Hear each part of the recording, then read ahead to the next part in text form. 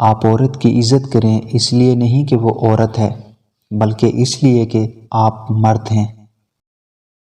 کچھ لوگوں کو ہم بہت اہمیت دیتے ہیں، ہمیں لگتا ہے کہ وہ پہاڑ ہے، لیکن حالانکہ وہ شاپر ہوتے ہیں۔ سردیوں میں خود بھی خشک میوہ جات کھائیں اور اپنے بچوں کو بھی کھلائیں، ورنہ ڈاکٹروں کے بچے آپ کے پیسوں سے بیٹھ کر خشک میوہ جات کھا رہے ہوں گے۔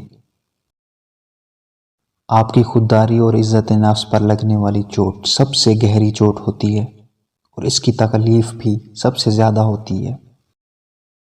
لہجوں اور الفاظ کی اذیت ہر اذیت سے بہت زیادہ درد دیتی ہے، خاص کر جب یہ الفاظ اور لہجے اس شخص کی طرف سے ہوں جس کے لیے آپ نے اپنے سکھ لٹائے ہوں۔ انسان سب خوبصورت ہیں، صرف غربت اور معاشرتی ناانصافی ان کا چہرہ بدل دیتی ہے۔ انسان کو سکون حاصل ہو جائے گا جب وہ سمجھ لے کہ ہر چیز اللہ کی مرضی سے ہوتی ہے۔ انسان کا سب سے بڑا دشمن اس کا نفس ہے، جو اسے ہمہ وقت برباد کرنے میں مصروف رہتا ہے۔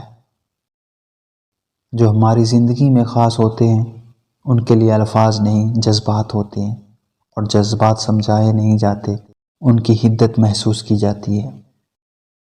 مناسب طریقے سے مختصر اور صاف الفاظ میں بات کریں تاکہ آپ کی بات کو سمجھا جائے۔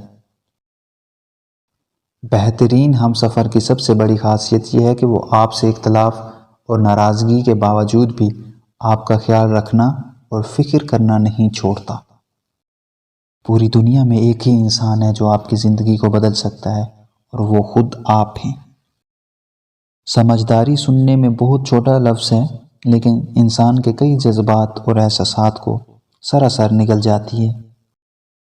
تربیت اچھی ہو تو انسان کا ضمیر خود اس کے کردار کی حفاظت کرتا ہے، پھر وہ چاہے عورت ہو یا مرد۔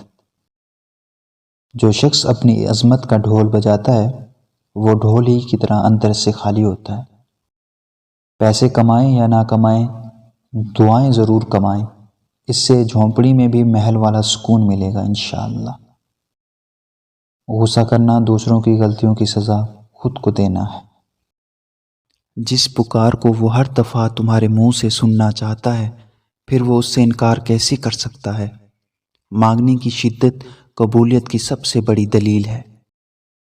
اگر اللہ تمہارا دل نہیں بدل رہا تو یقین رکھو کہ وہ تمہارا نصیب بدلنے پر راضی ہے۔ جب وہ دیکھتا ہے کہ میرا بندہ محنت کر رہا ہے، صبر کر رہا ہے، توکل کر رہا ہے، تو پھر کن فرمانے میں دیر نہیں کرتا۔ دراصل کچھ مانگنے والی ادا ہی ایسی ہوتی ہے جو اسے بہت پیاری لگتی ہے، وہ اس ادا کو بار بار دیکھنے کے لیے قبولیت کا وقت بڑھا دیتا ہے۔ جب اللہ تمہارے دل سے کسی چیز کا خیال نہیں نکالتا تو وہ اس چیز کو تمہاری حقیقت بنا دیتا ہے۔ اگر وہ اس چیز کو تمہارے ذہن اور دعاؤں سے نہیں نکال رہا جو تم چاہتے ہو تو جان لو دعا قبول ہو چکی ہے۔ یہ ذرا سی دیر تو اللہ سے ملاقات کا بہانہ ہے۔ تمہاری مسلسل دعا تمہارا مقدر بدل دیتی ہے۔ جب اللہ کو تمہارے مانگنے کا انداز پسند آ جاتا ہے تب وہ دینے میں ذرا سی تاخیر کر دیتا ہے تاکہ تمہاری آواز بار بار سنائی دیتی رہے۔ اس لیے تم صرف دعا کرتے رہو، انشاءاللہ اللہ تعالیٰ تم سے تمہاری چاہت کو ملوا دے گا۔ اللہ تعالیٰ ہم سب کی دعاؤں کو قبول فرمائے، آمین ثم آمین۔